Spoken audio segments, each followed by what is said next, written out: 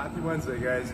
Today's home workout, we got a 5-round workout with a 12-minute cap. Again, you don't need to cap it if you want to continue to finish this workout. 5 rounds, 15 wall balls, 12 toes to bar, 6 ring push-ups. Now, wall balls, we've probably done them in the past before. Toes to bar and the ring push-ups today.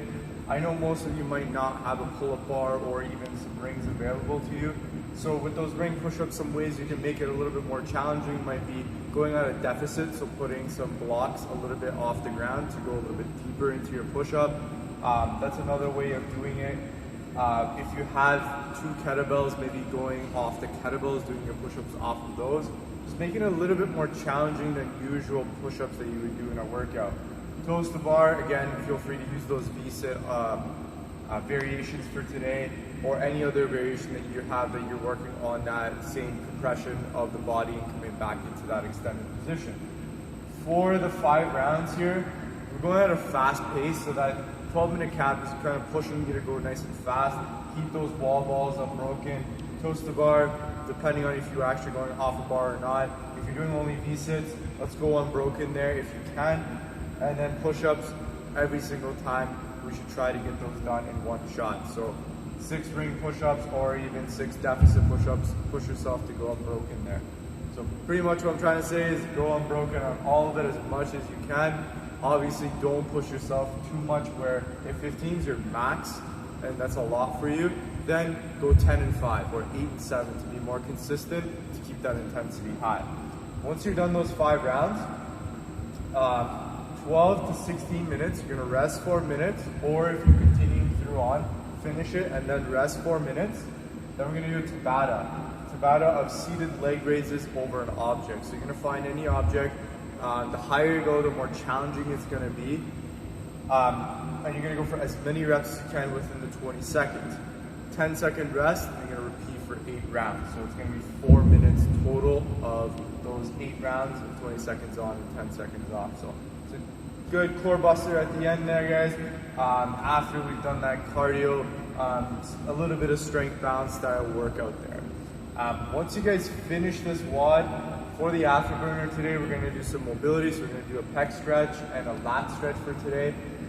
So you guys will see some variations in the video later on. Again, if you have other styles you like using or you found something new, definitely go for it. Again, we're just trying to mobilize the shoulders a little bit, open up after those push-ups, and also sometimes in the toes to bar, we tend to get a little bit tight in that pec as well. So that's a good cool down for today. Other than that, guys, we'll see you guys next for the warm-up video. Hey guys, we're gonna go over the warm-up now. We're gonna start with 2 minutes of good morning. So this is accumulated. You can do 1 minute, take a rest, do another minute, or you can do 20 seconds, 10-second rest. Just make sure the rest doesn't count. You want 2 minutes in total of this. You can do this with a PVC pipe, nothing heavy. We're really focusing on the hips and that posterior chain. So you're gonna hinge at the hips, keep those knees as straight as you can, and here you're gonna squeeze those glutes to come up. So again, push the hips back. You can have a micro bend in the knees, but keep them as straight as you can. That way you will feel a stretch in the hamstrings, and then you're gonna squeeze your glutes to come back up. Again, accumulate 2 minutes of that. After you're done with the 2 minutes, we're gonna do 3 rounds of 16 alternating jackknives. You're gonna come down to the floor. We're gonna come into that nice and hollow position, and we're gonna go for 16 alternating jackknives where you bring one leg at a time. Don't let that low back come off the ground. Maintain that nice hollow. Break them out as you have to.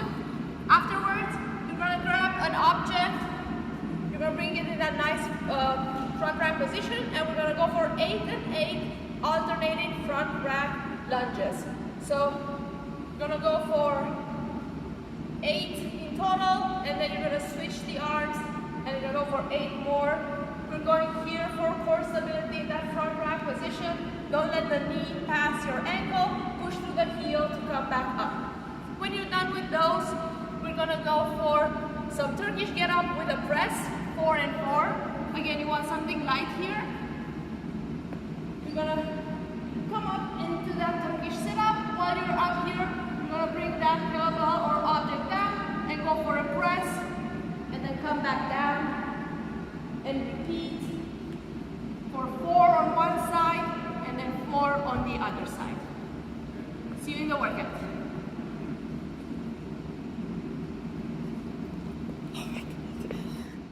Then you're going into your wall ball, so grabbing that soccer ball, that basketball, volleyball, whatever you got at home. If you got something, if you don't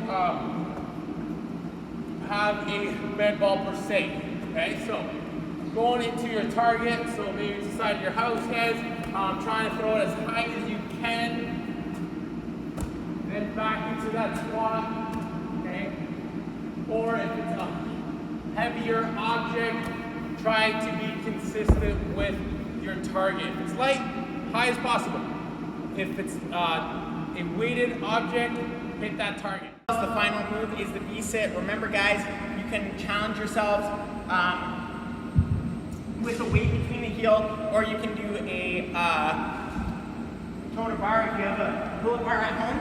So for the V-sit, first progression, you can just do a sit-up. So you can get a nap mat under your back or a towel, roll up a shirt, whatever. We're just gonna come all the way up, touch the shoes, come back down. You can use your arms. Those are a bit too easy for you. For 3, it's probably gonna be a bit too easy. You can switch to a jackknife. So in a jackknife, we start off in that hollow body position. The knees come in towards the chest. The V-sit is very similar, except now we're keeping our legs locked out, and we're trying to bring our arms overhead and then bring the hands in towards the toes. If you don't touch the toes, that's okay. You're just gonna try to get as close as you can, and you're gonna try to keep everything nice and straight. With the push-ups here, guys, again, let's try and keep that nice tight hollow body, stay nice and straight the entire time. So with that said, let's not sag those hips, keep that butt tight, and then we're curling in that rib cage, keeping the abs tight. For the push-up here, I like to keep those elbow pits, or the inside elbow pits facing out in front of me. So I don't want them to face inwards. I like to keep them facing out in front, so that when I break at the elbows, I'm keeping my elbows already nice and tight to my body. So that's a good cue for yourself, especially also when you're coming up. You want to think about pointing those elbow pits back out again. So you guys can do your push-ups off those toes. You guys can do a push-up where you come down and then rock back up from the knees, then to the toes.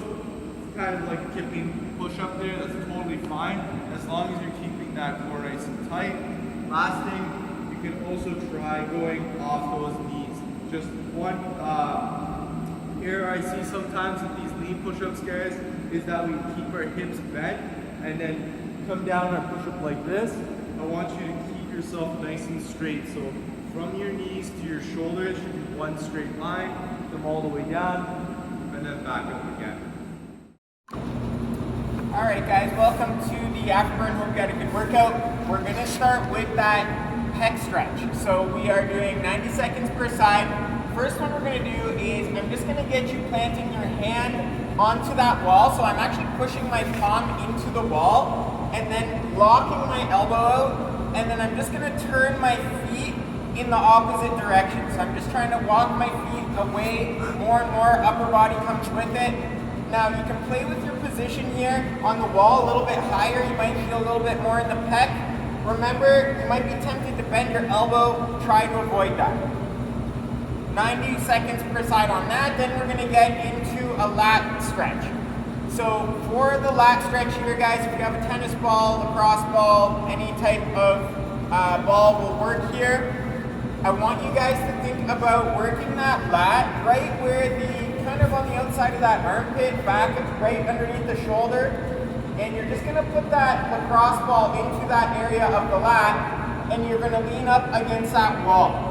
You can go try to play around with this position where you're leaning more into it. You can twist a little bit more onto the back of that lat, or you can go a little bit down the lat, and also add movement. So I find whenever I find a spot that's a little bit knotted, I add a rotation in that arm and shoulder, maybe do a press back and forth, and you're just going to fish around for areas that feel a little bit uncomfortable. We're going to get uncomfortable here. You can also try this one on the ground. I prefer the ground actually more than the wall. So try both, see what one feels a little bit better. And remember, when you find that spot that kind of seems to take your breath away a little bit, remember to breathe through it. Thanks guys, and we'll see you tomorrow.